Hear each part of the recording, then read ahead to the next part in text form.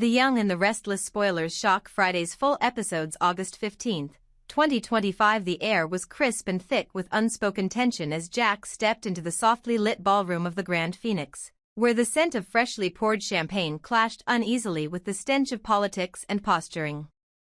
The gathering was polished on the surface, delete smiles, gentle music, and the usual exchange of pleasantries that concealed venom underneath.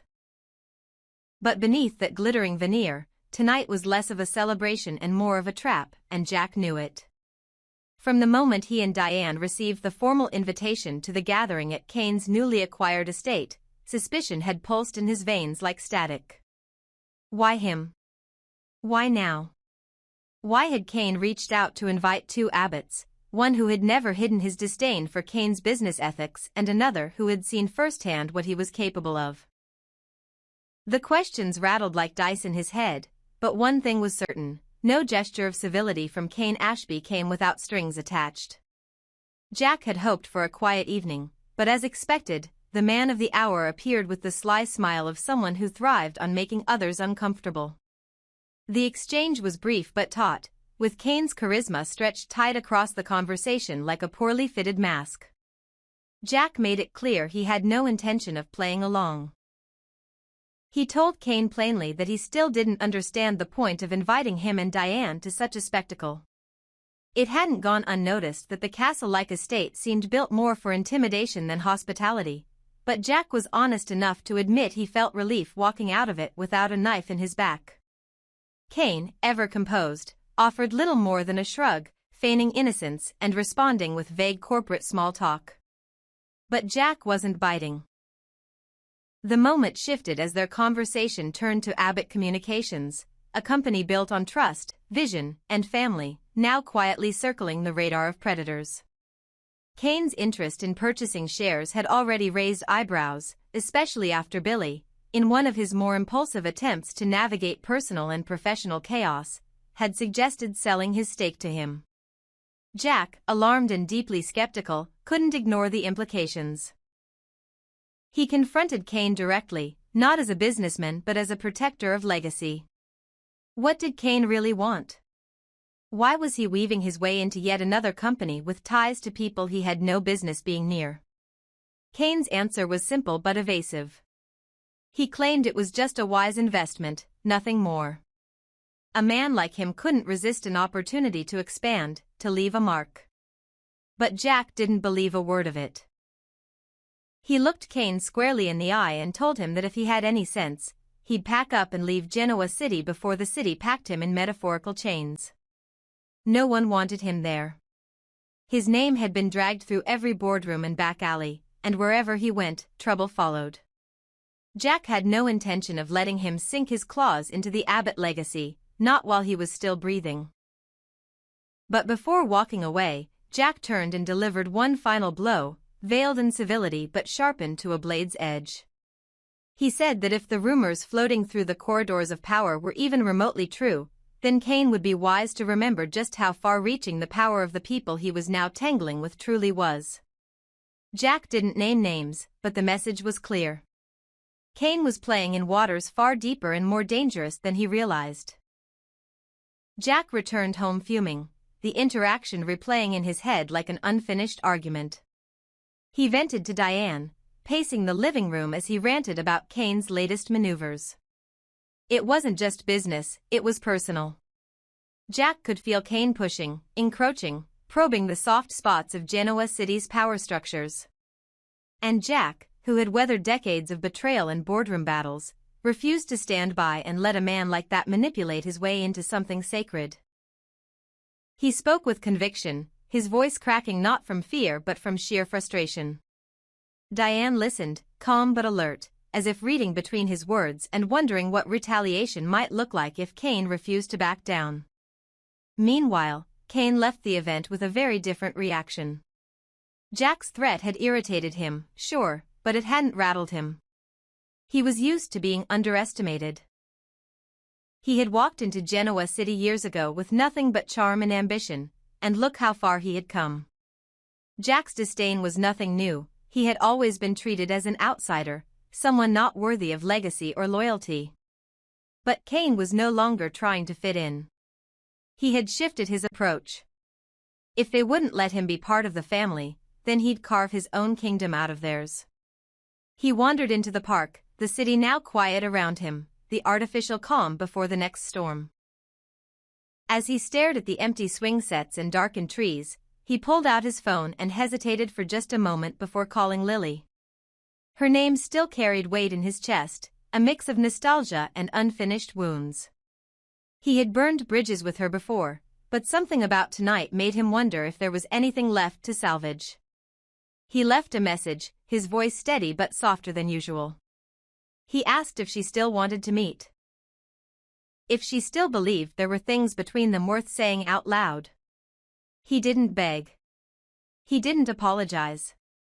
He simply extended a hand, however cautiously, in hopes she might take it. But what Cain didn't realize was that his moves were now being watched by more than just the Abbotts. At the same time, Victoria was engaged in her own quiet battle. Claire had become a delicate subject within the Newman family, especially after all she had been through. The last thing she needed was more scrutiny, more maneuvering, more games. Victoria had noticed how Victor, always protective, had grown cold and tactical when it came to Claire and Kyle. It was one thing to protect the company, it was another to interfere with the lives of two people just trying to find peace. So she made a demand. She approached Victor not as his daughter but as a mother herself. Someone who understood the weight of vulnerability and the need to shield family from unnecessary cruelty. She asked him directly to leave Claire and Kyle alone. Whatever unresolved feelings he harbored, whatever suspicions still lingered, it was time to end the war before it began. Claire had already survived enough storms. So had Kyle. Victor, though silent at first, took her words seriously. He had seen firsthand what secrets and control could do to families. His empire had always been built on power, but perhaps it was time to recognize that not all battles were worth waging. Especially not if they risked destroying what little trust remained between him and his daughter. Whether or not he would honor Victoria's request remained to be seen. But something in his expression softened that day, not entirely, but enough for her to hope. Back in the shadows of Genoa City, as these conversations unfolded like quiet thunderclaps, the lines of loyalty continued to blur. Jack, Diane, Billy, Cain, Victor, Victoria, Claire, Kyle, all moving pieces on a board where legacy was currency and silence could be fatal. And though some retreated behind locked doors, others prepared for war in plain sight. The question wasn't just who would strike first, it was who would survive the fallout. Let me know if you'd like to continue with Lily's reaction, Billy's next move, or perhaps an unexpected twist involving Claire and Victor. The tension at the Newman Ranch hung like smoke, slow to move but impossible to ignore.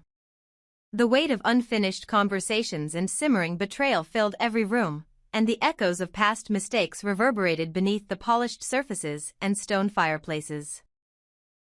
Nick stood by the window, his jaw clenched as he looked out over the sprawling estate, the land that had witnessed so many battles, personal, professional, and everything in between. He had long accepted that their family was one built not just on love, but on war, on loyalty tested again and again, on sins that were buried only to be resurrected when most inconvenient. As he turned toward his brother Adam, his words came without malice but with unmistakable gravity. He didn't trust Cain, and he knew that eventually Billy and Phyllis would see it too.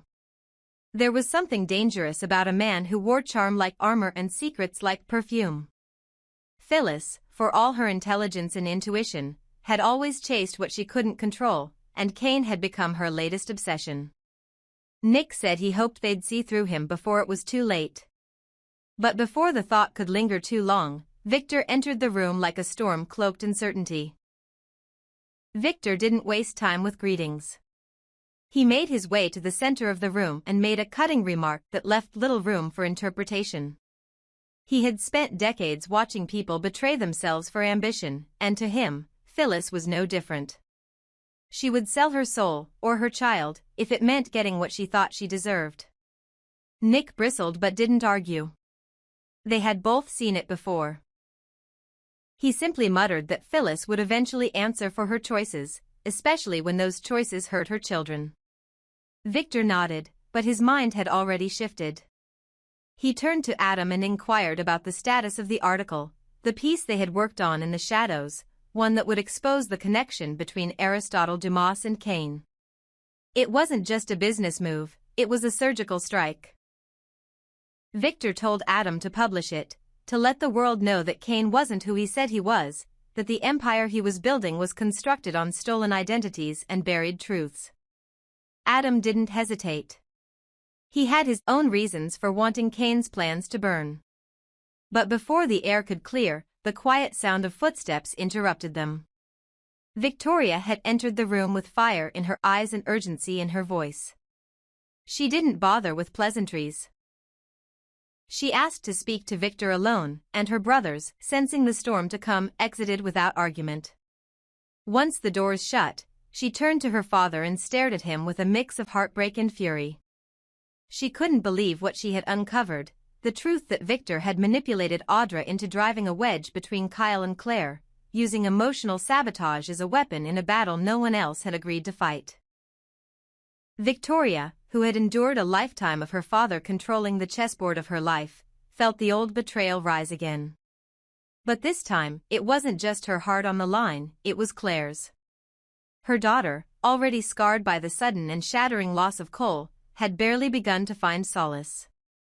Kyle had become her anchor, and Victor, in his ruthless calculation, had threatened that bond. Victor, ever composed, claimed that everything he had done was out of love. He hadn't wanted Claire to suffer, hadn't wanted her to fall for someone who might ultimately betray her. But Victoria cut him off. Kyle wasn't the one breaking Claire's heart. It was Victor. His interference, his manipulation, his relentless need to control the outcome, that was what was poisoning her daughter's fragile recovery. And this time, Victoria wouldn't stand by and let it happen.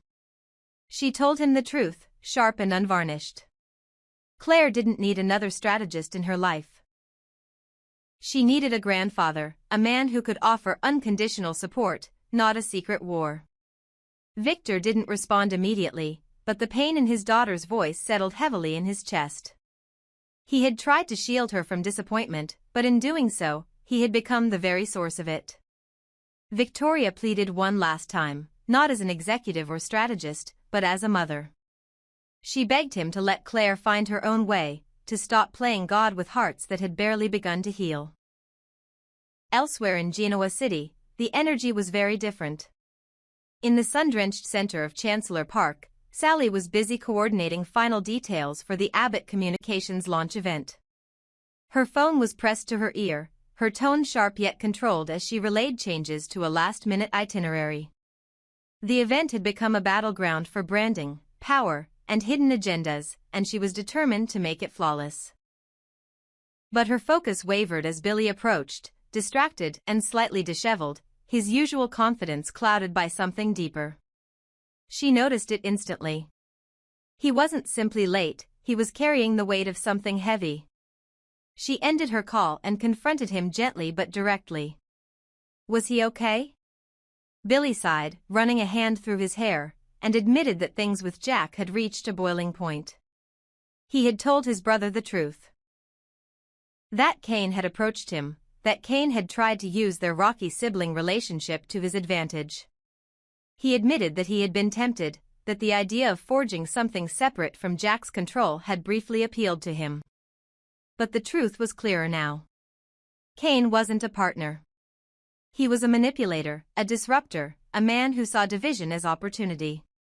And Billy, for all his flaws, wasn't going to help someone tear down the Abbott legacy, not again. Sally listened carefully, her expression softening. For all his impulsiveness, Billy was trying. And that mattered more than he realized. Back at the Newman Ranch, Victor stood alone, reflecting on everything that had transpired. The article had been sent for publication. The pieces were in motion.